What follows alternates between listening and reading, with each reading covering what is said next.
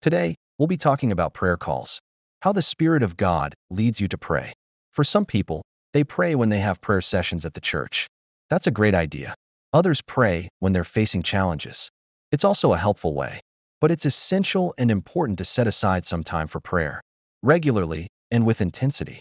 The man who does this is a real danger, because he becomes incredibly powerful. That's a man you need to be scared of, not just to the bad people, but also to the cunning spirits. Let's look at the story of Jesus Christ, who spent time in prayer. And when the man who had evil spirits, the legion, saw him, he knelt down before Jesus Christ. Even the disciples couldn't get rid of the evil spirits from a child, because they didn't have a regular, intense, and eternal prayer life. That's why Jesus says that these evil spirits only leave when people pray very hard. List out some benefits of praying with intensity, regularly and individually. First, it protects you from the evil one. Matthew 26:41. And secondly, such prayer pushes God to act quickly, without delay or slowing down. Thirdly, it helps to change some of God's decisions.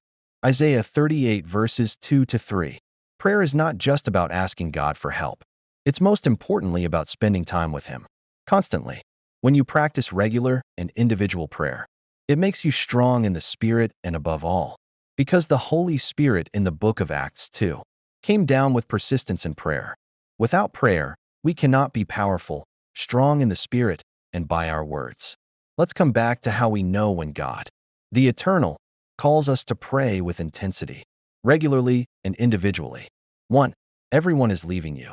Even your family, friends, and best friends don't call you anymore. They ignore you or they don't care about you. Stick to your prayer time, especially at night. 2. When the challenges, financial problems come up frequently. Money surprises you at every specific date. Unexpected expenses. Or you realize that it's just like leaks never ending. Lift your voice in prayer because it's a sign. 3.